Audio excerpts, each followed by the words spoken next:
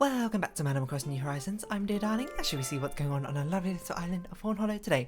I feel like I've done a lot of speaking today already because I recorded two of the Talos Principle episodes just beforehand, and they have, for some reason, a huge amount of like text logs and stuff, which you might say, hey, why are you reading out loud? You don't need to read out loud. Well, I've committed to it, and I want to put my own dramatic spin, I suppose. Well, not really dramatic spin, I suppose, just usual reading spin, I suppose, on the text in the first place. So I feel like having some sort of narration helps propel the cause, especially because there's not too much otherwise in the Talos Principle. But there you go. Hello everyone, right now in Fawnhallow, it's 3:34 PM on Saturday, August 21st, 2021. I thought it was Sunday for some reason.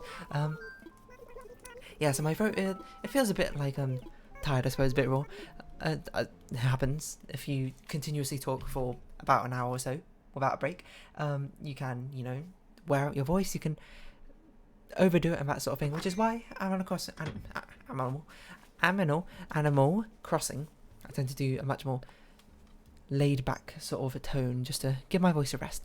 Dear the letter writer, I like writing letters because it made me think about how my grandma wrote letters before people quit writing letters. Write a letter, dear, be like my grandma. She smelled good. Biscuit. I think we've had that letter before, but perhaps not from Biscuit. But yeah, I mean, I'm not sure if it's a thing that I found actually, of course it's Saturday, we're not going to have a visitor, quite early on when I was recording YouTube videos, especially for video games where there's a huge amount of dialogue. And one of them I remember where I was like, this is so much dialogue, I'm actually getting tired while speaking in the midst of a video, which hopefully doesn't really happen so much anymore because I've sort of paced myself better and I've got much more practice at it, is in Heaven's Vault. Because Heaven's Vault, I remember, had constant back and forth dialogue between Alia and, what was it? Six. That's what Robot's name was. I think it was Six. Is that why I keep calling the Little Nightmares character 6, or did keep calling the Little Nightmares character 6? It's because I thought, I was thinking about Robot the entire time. Does that sound right? I'm not sure if that's right. Seashells, shells, cells. I can't think of a rhyme. Fruit and rocks. Change fruit rocks. Yeah, I'm not sure. It's not really a situation that you come into all that often. Is sort of like, I don't know what you call it, vocal fatigue, speech fatigue, or something like that. I suppose if you're like a public speaker, if you're like a salesperson. Phoebe, hello. Hey, what's up, Sparky? Rocking the day along? Lay it on me. The sun's got a ton of foods I've never heard of. I'm trying to come up with meals for as many as I can. Do we have that many foods? We kind of just have our main export being apples, don't we? Yeah, vocal fatigue isn't something that really happens all that often because I don't think there's many, well, professions or even hobbies out there that require extensive conversation, I suppose, of the entire time. The exceptions being things like public speaking. I guess debaters, presenters, or any sort of entertainers along those sort of media would need to speak continuously for a very long time. I suppose I'm kind of in that category now, but only as a hobbyist, if anything, so let's not read too much into that. But yeah, I had it especially because the Heaven's Vault was one of the earliest videos I did, and I think it was one of the earliest ones I did which had a lot of talking in. Bug Fables being the other one, and it's sort of crept up in Bug Fables, but Bug Fables there are large stretches of just combat instead of just dialogue.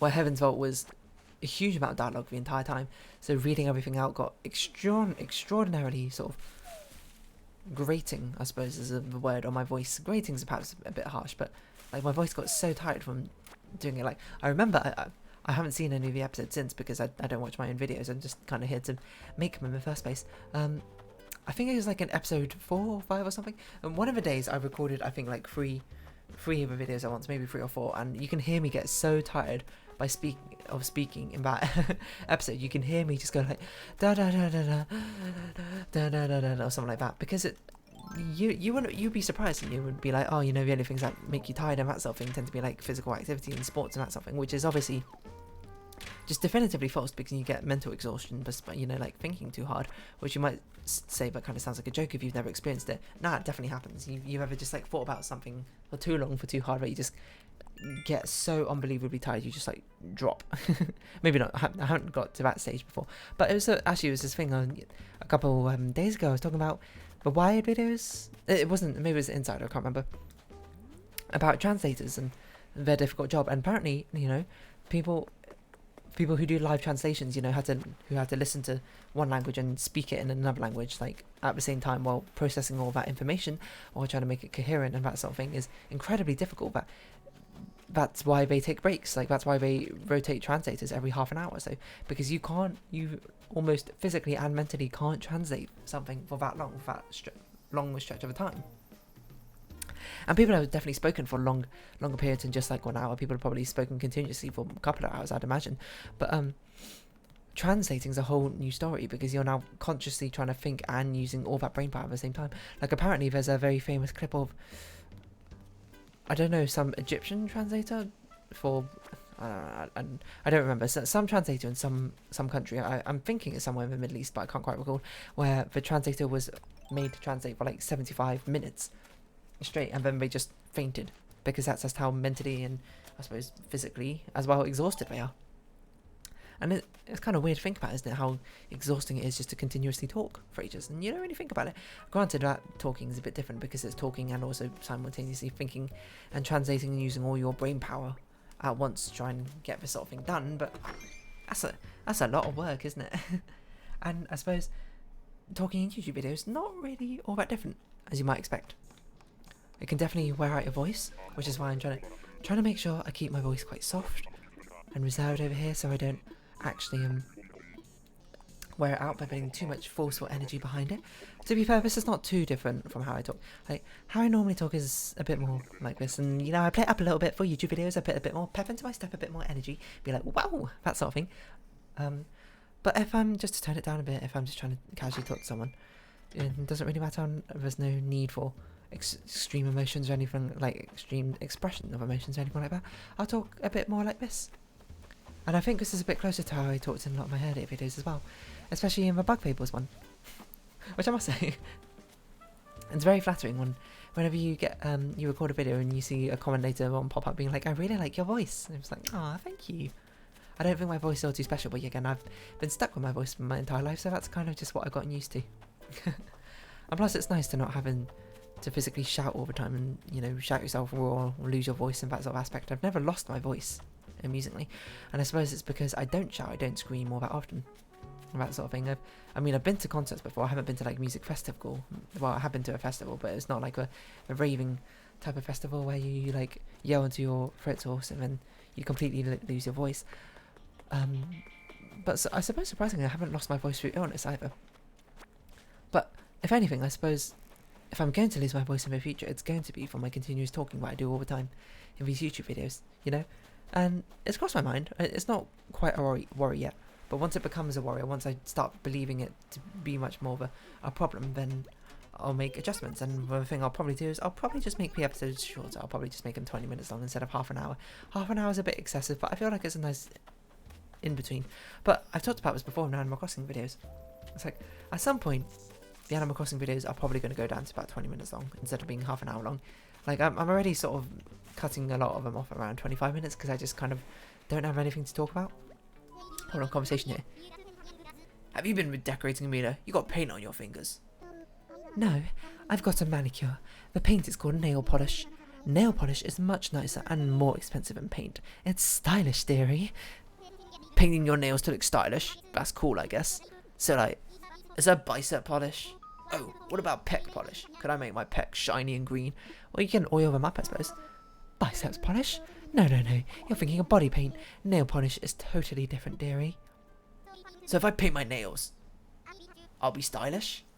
Heck yeah, Rowan, do it. Maybe. If you want to try it, Rowan, let me know. I'd love to paint your nails. Heck yeah, Rowan. Get that done. Paint your nails. I'm sure you look extraordinarily stylish, I think. Yeah. What's I talking about? Can't quite recall.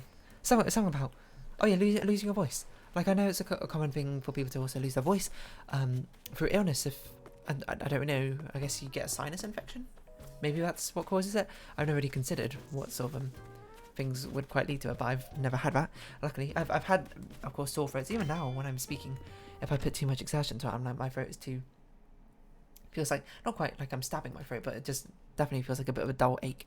And so you've got to be careful, you know, listen to your body. If your body's giving you signs being like, not about this, listen to it. Be like, alright, I'll do it some other time, you know? And I think that's something which, well, especially when you work out, I'm not really, well, I mean, you can probably tell I'm not really someone who works out all that often, but if you're pushing yourself into doing some sort of a physical exertion through sport or whatever, at some point your body's going to hit a wall, you know, and it's up to you to decide, is this the sort of wall where it's like a mental barrier where I can just sort of push through, like, you know, you're running a marathon, and that sort of thing, you just push through it and you keep going? Or is it something like my body's saying, hey, if you keep this up, you're going to like snap your tendon, or you're going to, you know, seriously pull a muscle. And this is the point where you need to stop. And, you know, you know your body best, so you'd probably know it better than I would.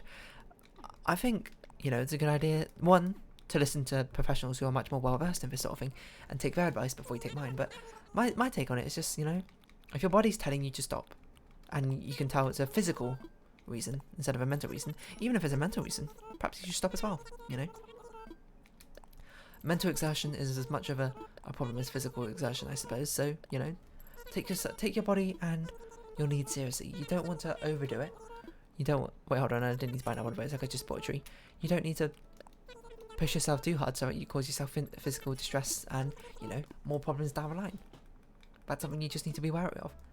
And that's the thing on my voice. I was going to be like, maybe I'll record more videos today. You know, just sort of like give it a shot and then record like some more Celeste. I think that's the only thing I've got backlog for, because Bugsnax is done like multiple weeks in advance. I should see actually how many weeks in advance it's done, just so I have a mental note. September 13th. So I've got 4 weeks even, or so.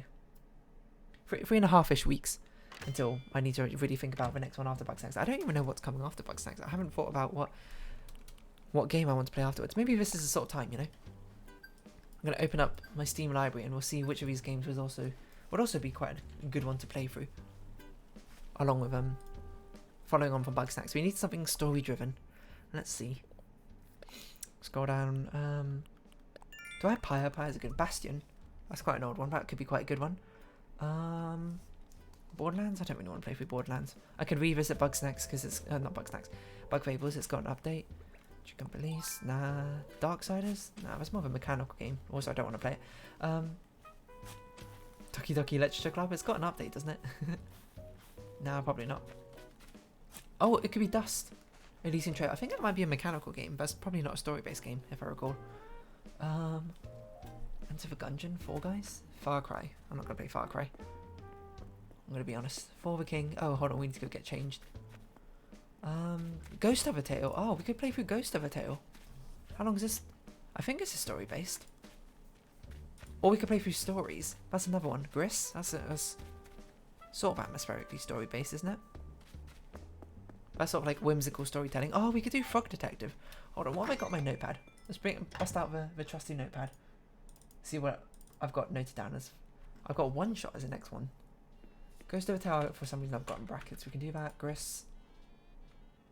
Let's put Stories back in here. There's a game called Stories, which was actually going to be one of the earlier games I played, except for I chose not to play it in place of something else. I can't remember what though. We don't need this many customization kits. Maybe Frog Detective is more of a puzzle game. I think it's story based. Frog Detective 1 and 2. That's quite light-hearted. I feel like we should do something serious after Bugsnax, which, despite the fact it actually is quite serious in its own case, it's got a very light-hearted way about it. Did we not give a thing to Apollo? We didn't give a present to Apollo. What else would be a good one? Home? I don't even know what that is. Jet Set Radio? Nah. Oh, Kind Words has an update. Who knew that?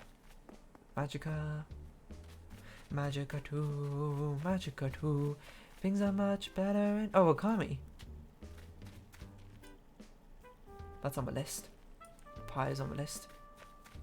Papers, please. Is that on the list? That's probably on the list. Project Mercury? What's this? I have no idea what this is. Looks very retro. Psychonauts. Reciteer. Risk of Rain. Some stuff. I have so many games. Is really what I'm coming to a conclusion of. But it's not like, you know, when you open a fridge, you're like, oh, I've got nothing to eat. You open your game library, but like, oh, I've got nothing to play. I've got tons of things to play. I just don't want to play them right now. Tell me why. I don't know what this is, but apparently got my first chapter of it. Here's a gift. It kind of looks like, oh, you know what? When is Life is Strange? When's the next one coming out? That might be a good thing to do. Although maybe I'll play that in one. Life is Strange, True Colours. When's the release date for this? 10th of September. 13th of September. Is it going to be released in an episodic format? Complete bundle is 60. Oh no, hold on. No, it's not. How much is the game by itself? What's this bundle info? True colours. Alex outfit pack. £50. That release game is.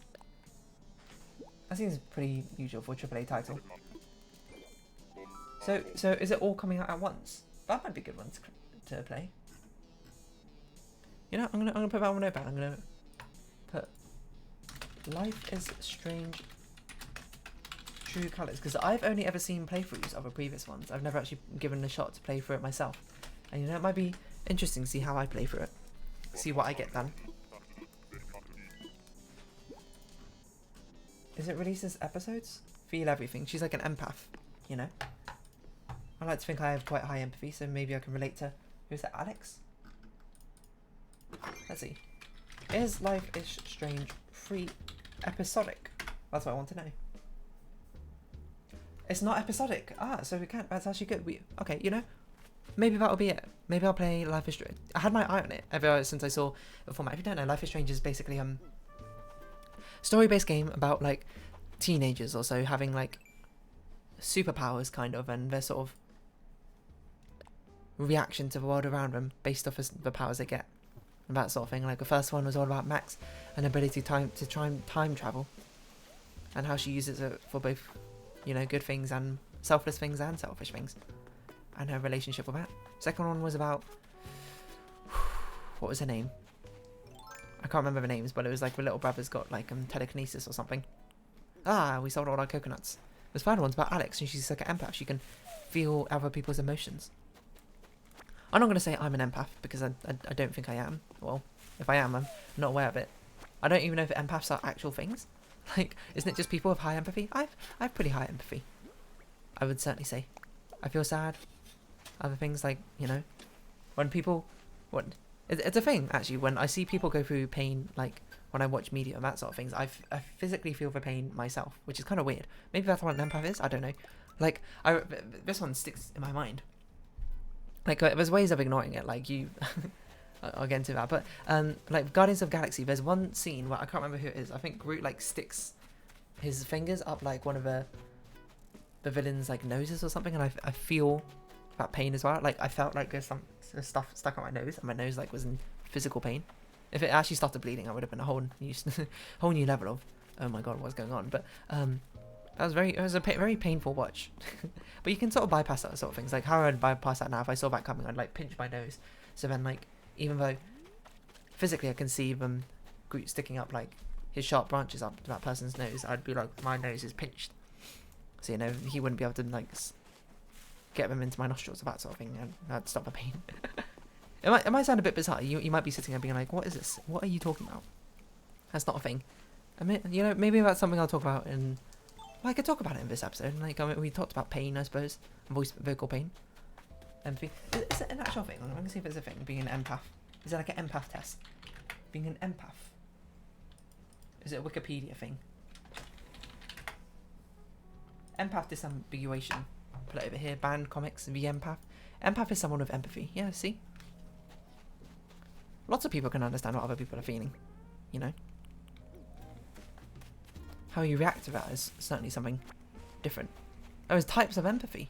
Cognitive, emotional, somatic, and spiritual. Definition. Compassion and sympathy. Affective. Emotional empathy is a capacity to respond with appropriate emotions to another mental state. Our ability to empathize emotionally is based on emotional contagion. Water things. That's not happening. Diving beetle might be happening. Well, I mean, Holoflander might be happening, but we'll see. Being affected by another's emotional state. Cognitive is a capacity to understand another person's perspective or mental state, and somatic is a physical reaction, probably based on mirror neuron responses in the somatic nervous system. Oh, maybe that's the sort of thing I've got going on as well. I don't know. Mirroring people. I know that's a very common thing, right? Perhaps I mirror people a lot more than... unconsciously a lot more than I actually realised. I don't really know. So yeah, I sort of been like, you know, I saw the trailer for it, be like, ooh, she's got stuff based on random emotions. That seems like it's up my alley. Let's see how that goes. You know what? I've convinced me, even though it's a bit expensive. Hopefully, I can find some money to go buy it on its release. I'll give it a shot. And if I can't, then oh well, I guess. I'll just play it later, like everything else. But I like the Life is Strange series, even though I think the writing is obviously not amazing or anything. But I think it's still an engaging enough world, you know. Mechanically, maybe it's not got too much going on, but story-wise, and I like characters, and that's what Life is Strange has. You might not like all the characters, that's fair enough. You know, it's very understandable. It might just not be the game for you. And you might say, like, why, you know, as long as we're all keeping things in good faith here, no need to gatekeep what counts and doesn't count as a game, and if people like a game, if it's their favourite game, by all means. So I want to give it a shot as well. It does sound like my sort of thing, very story-based, decision-driven, human interaction. Research investigating with social responses to natural disasters. What the heck? I don't want to think about natural disasters, that just makes me feel sad. Evolution of cooperation, self-report measures. I don't know. This reminded me though, back in uni they were doing a test or something. There was like let me think how it went. They were using, what were they trying to study? I can't remember, but one of the tests they had to do is because they were math students or something. There was some like relation between empathy quotient in students and something else. I can't recall exactly what was going on, but I remember I did it, and oh, maybe it was for being neurodivergent. I can't actually quite recall. But they want to see if there's a correlation between that in math students, I think. Are you two talking again? You're very close to each other. Sally and her stupid seashells. Gets me every time. Come on, Amelia, please, one more chance. I deserve another chance. Darling, no matter how many times you try, it's going to end the same way. I'm going to win and you're going to lose. But if you like to suffer another humiliating defeat, who am I to stop you? Oh, hey, Canapé. I've been having these tongue-twister battles with Amelia, and I've never won. Not once. This is me we're talking about. But this time is different. I can feel it in my glutes. Watch this. I'm going to crush her with my tongue fu. Good grief, Rowan. Let's get this over with. I'll go first. Let's see your tongue tiptoe around this touchy topic. How many books would Tom Nook cook if Tom Nook cooked his books? Ha! Take that, my dear. Not bad at all, but I got this. Ready, set, go! How many Nooks would a cookbook cook if Tom Cook nooked his... Surprise, surprise. I win again. Oh, barbells, my tongue just can't take it. It's too weak. I need to adjust my training routine, is all. Maybe replace my chin-ups with tongue-ups or something. Oh, Rowan, you poor dear. You can try to train your tongue to twist and turn, but I am the true titan of tongue twisters. I feel like we've had a conversation before, maybe? It feels vaguely familiar. What was I talking about? What was I talking about? Something about empathy. What am I going to title this episode? Pain and Empathy? I guess. That's quite a dramatic episode title, isn't it? For something which is actually quite harmless. I'm just talking about like Life is Strange, and I'm talking about talking too much in YouTube videos. Isn't that a little bit dramatic? Perhaps so. Perhaps not. Depends on your point of view. What was I saying? Oh yeah, was that yeah, it was some sort of we're trying to find out if there was a correlation between that or something, but I don't know. Maybe it wasn't quite that, but basically we had to take a test for like empathy, and if we displayed certain neurodivergent traits or something like that. I remember I didn't. Let's think. It was like if you got a score 25. No, hold on. I don't remember. I think it was like out of 100 I scored like 90 or 80 or something on the empathy quotient or something. Because I remember one of them was something like, do you feel bad if you had to kill an insect? And I was like, I don't kill insects. I capture them and let them outside. Why would I kill them? And I suppose that's kind of telling, you know. Yeah, I feel bad for insects. I don't want to kill the insect. If I can at least help it, I'm going to, you know, gingerly try and pick it up. Maybe I'll pick it up on a piece of paper if I don't feel like picking it up with my hand, and place it outside, and hopefully it will live. And sometimes they accidentally die, you know, through trauma, or because I'm just like a giant brute, I suppose, in the eyes of an insect. And if I injure them, yeah, I feel bad. I don't want to... It's a needless loss of life, as many things are. any needless loss of life. Now that's a tongue twister and a half. Why wouldn't you feel bad about it, I suppose? But yeah, turns out I was quite empathetic. I remember I was doing it because I did it like I was eating lunch with some other like maths people or something. I'd be like, oh, have you done it? I think we were discussing results. I was like, oh no, I haven't done it yet. I did the first one, I haven't bothered to do the second one. I did it and I was like, all right, time. And they were like, whoa. I say it as if it's like meant to be something I'm proud of. It's not something I feel like there's much need to be proud of it. It just, you know, is what it is, isn't it? For one, it's just a random test. Who knows how accurate it is, you know? I suppose I could have lied for, you know, about every single answer on that test. I didn't, but I could have. There's Amelia singing to Egg Rowan on. That's probably... Perhaps they're seeing each other. Oh, that's cute. Hello Raymond. You just... I thought you had a flea on you for a second there. Yeah, for, you know, I could have just lied on every single one of his tests to be like, oh, I'm going to get the most empathetic result possible. I didn't, but I could have. So the tests are, I suppose, are kind of meaningless. It's more how you display your actions in the first place.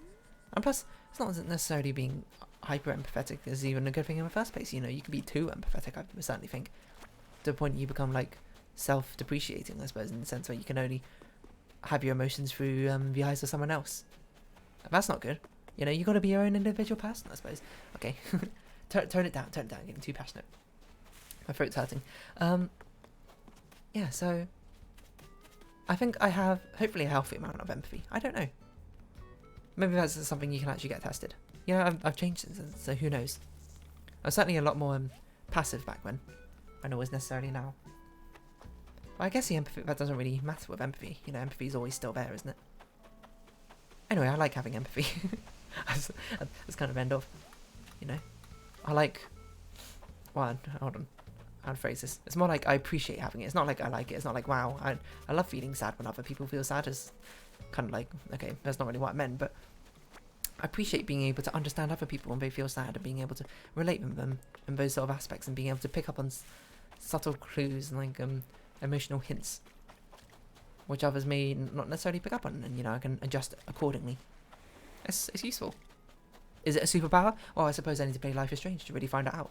And you know, I'm gonna bet they're gonna do the classic thing of it's both a power and a curse. There are good things and bad things to this power.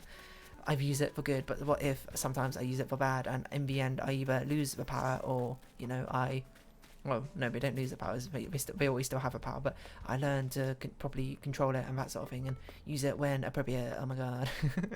I say it in a disparaging tone, actually. Love, don't nod. For things they do. I think it's got an interesting sort of quaint charm to it, Life is Strange. And I'm glad they're dropping the episodic thing. That's probably why it's so expensive, because before it wasn't it like £5 each episode. Wait, that makes £25. Maybe it's £10 each episode. So it adds up to the same. Hopefully the animation's a bit better. Because a big problem I knew a lot of the previous games had is like the syncing up of animations between them. That's a cheap one. Between when the characters speak and what they actually look like they're saying is a bit of a weird disconnect. Yeah. Well, that's kind of all I had to say. Pain and empathy. That's what I'm going to title this episode, and you're going to read it, and you're going to be like, whoa. Actually, statistically, you're going to read it, and then not click on it. Tut tut tut. Here I am making these daily episodes, and no one's watching them. That's not true. People are watching them. I think. Not nearly as much as the other series. So you know, if any series is going to get the chop, it's going to be this Animal Crossing one. Unfortunately, despite the fact I got a nice sort of chain going on of daily videos uploading and that sort of thing. Might not be around forever. So no, you know, you might see that as a bad thing. I think it's not a good thing, but like a melancholic thing. Bittersweet. Appreciate it while it lasts. And hopefully it won't. Those memories you have will always be there. And I guess so will these recordings, even if there's not new ones being created all the time. Things come, things go. And that is what makes them beautiful. Anyway, that's why this episode off here. So if you have been watching, thank you very much. It's been Animal Crossing New Horizons. I've been Darling. Likes, comments, subscriptions, shares are greatly appreciated. Join me Darling Discord and follow me on Twitter down below. Hope we can see each other again, but for now it's our farewell. So until next time, bye bye for now. I'm gonna not speak for the next 5 hours maybe.